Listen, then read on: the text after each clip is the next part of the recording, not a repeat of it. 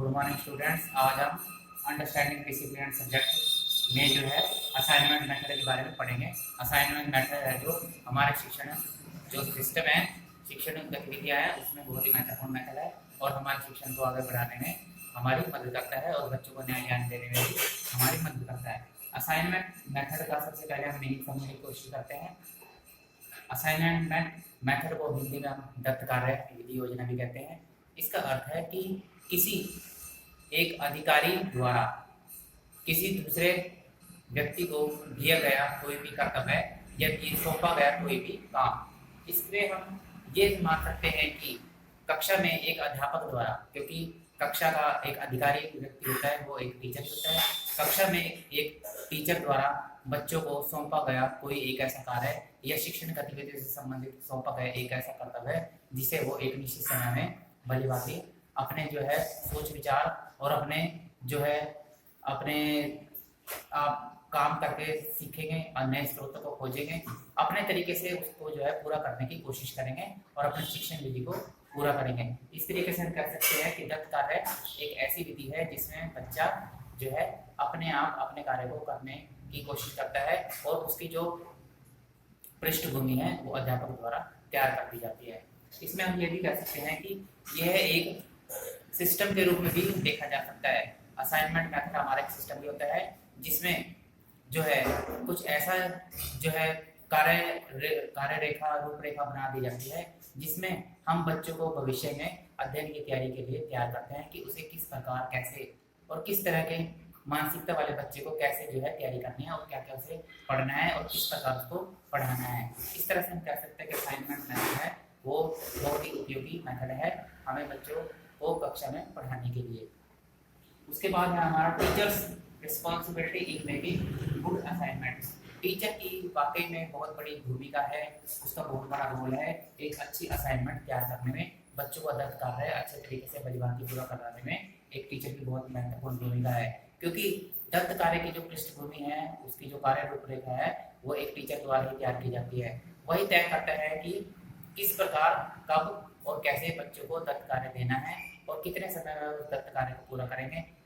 उनके मानसिकता के अनुसार कौन सा उनको टॉपिक जो असाइनमेंट के रूप में दिया जाए। इसके अलावा एक टीचर की ये भी रिस्पॉन्सिबिलिटी बनती है कि दत्त कार्य से संबंधित कौन कौन सा सामान कहाँ रखा जाए और कैसे उसकी जो है रख रखाव किया जाए, जैसे पाठ्य पुस्तकें हैं, गाइडें हैं, चित्र हैं, नक्शे हैं। इसके अलावा और भी जो असाइनमेंट मेथड से संबंधित सामान है वो कहाँ रखा जाए और उसकी कैसे रख रखाव की जाए या कैसे उसको अपने असाइनमेंट में प्रयोग किया जाए। उसके बाद आते हैं हमारे स्टेप्स कि हमारा जो असाइनमेंट मेथड है वो किस प्रकार चलता है या कैसे है जो काम करता है। या हम ये भी कह सकते हैं कि एक अध्यापक जो है असाइनमेंट की रूपरेखा तैयार करने में, पृष्ठभूमि तैयार करने में कैसे स्टेप बाय स्टेप चलता है और कैसे असाइनमेंट जो है बच्चों को तैयार करने के लिए दी जाती है। सबसे पहला है हमारा reference to previous experience.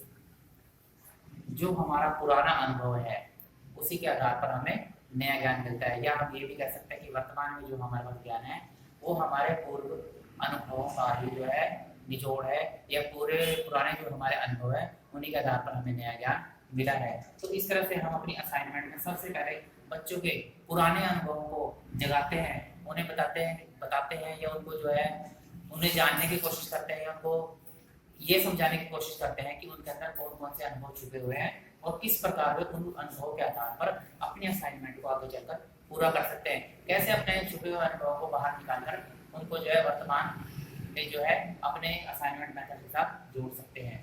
Next है हमारा डिस्कशन, चर्चा। सबसे पहले प्रीवियस एक्सपीरियंस बच्चों को बताया जाता है, उनके पूर्व ज्ञान के बारे में जाना जाता है। उसके बाद डिस्कशन, चर्चा की जाती है कि हमारा जो असाइनमेंट है वो किस तरह का होगा, किस प्रकार के बच्चे हमारी कक्षा में हैं, कैसी मानसिकता वाले बच्चे हैं, कौन से असाइनमेंट उनके लिए उपयोगी या अध्ययन के लिए कौन से असाइनमेंट जो है उपयोगी है, कौन कौन सा सामान उनकी असाइनमेंट के लिए जरूरी है, कौन कौन से सोर्सेज है जो असाइनमेंट को पूरा करने में उपयोगी साबित होंगे। ये सब चीज़ों पर चर्चा की जाती है। बच्चों से जाना जाता है कि उनकी मानसिकता क्या है, उनकी सोच क्या है, उनकी रुचि किस विषय में है, किस विषय को अधिक आसानी से या अधिक रुचि के साथ पूरा करने की कोशिश करेंगे। तो ये सब चीज़ जो है हम डिस्कशन में जांचने की कोशिश करते हैं। नेक्स्ट है हमारा सिलेक्शन ऑफ असाइनमेंट। तीसरे स्टेप में असाइनमेंट का सिलेक्शन किया जाता है। चर्चा के बाद जो है असाइनमेंट मेथड के लिए कोई भी टॉपिक है जो असाइनमेंट के लिए ले लिया जाता है। ये टॉपिक पूरी तरह से बच्चों को केंद्रित रखकर या बच्चों को ध्यान में रखकर दिया जाता है, ताकि मंद बुद्धि वाले बच्चे भी उसमें कुछ सीख सकें और जो सामान्य बच्चे हैं या अच्छी बुद्धि वाले बच्चे हैं वो भी उसमें कुछ ना कुछ एक्टिविटी कर सकें। तो इस तरह से असाइनमेंट का कोई भी टॉपिक है जो चुन लिया जाता है और बच्चों को दे दिया जाता है कि वो किस प्रकार उसमें जो है काम करेंगे। नेक्स्ट है हमारा रिमूवल डिफिकल्टीज। असाइनमेंट का कोई भी टॉपिक चुन लेने के बाद जो है उससे संबंधित कोई भी अगर परेशानी या कोई भी हमें कठिनाई अनुभव आ रही होती है तो हम बच्चों से चर्चा कर लेते हैं। ये बच्चे जो है समय समय पर अपने टीचर से पूछ लेते हैं और उनकी जो है इन कठिनाइयों को परेशानियों को दूर कर दिया जाता है अध्यापक के द्वारा। अध्यापक उनको समय समय पर बताता रहता है कि अगर उनके बारे में किसी प्रकार की कठिनाई आती है तो वो किस प्रकार उस कठिनाई को दूर कर सकते हैं, या टीचर जो हमारे छात्र हैं ये अपने आप भी जो है समय समय पर किसी भी प्रकार की कठिनाई दूर करने पर उसका निराकरण के बारे में अपने अध्यापक से पूछ सकते हैं। नेक्स्ट और लास्ट है हमारा प्लानिंग का मटेरियल टू बी यूज्ड। जो भी सामान सामग्री या स्रोत हम अपने असाइनमेंट मेथड के लिए यूज कर रहे हैं उसके लिए हमें प्लानिंग करने की जरूरत होती है। क्यों? क्योंकि हमें पता होना चाहिए कि असाइनमेंट मेथड के लिए कब कौन सी सामग्री हमारे लिए उपयोगी होगी, कब हमें है जो किस प्रकार के मटेरियल को अपने असाइनमेंट में यूज करना है, कब हमें रिटर्न कार्य करना है, कब हमें उसमें पेस्टिंग करनी है, कब हमें है जो बाहर जाकर पिक्चर वगैरह लेने हैं, कब हमें जो है इसमें जो है कुछ और नया जो है नॉलेज अपने टॉपिक से रिलेटेड कोई भी नई जानकारी है वो ढूंढनी है। तो इन सब चीज़ों की जो जानकारी है उसके लिए हमारे पास प्लानिंग होनी चाहिए। हमें पता होना चाहिए कि कब क्या और कैसे हमें अपने असाइनमेंट में करना है और उसको कैसे हमें जो है समय रहते अपने असाइनमेंट को कंप्लीट करना है। तो इस तरीके से कुछ स्टेप हैं जिनके द्वारा हमारी असाइनमेंट पूरी होती है। इन स्टेप्स के साथ हम अपने असाइनमेंट को पूरा करते हैं। तो स्टूडेंट्स आज हमने जो है असाइनमेंट मेथड के बारे में पढ़ा और उसके स्टेप्स के बारे में जाना। आज के लिए बस इतना ही, कल हम कुछ और करेंगे।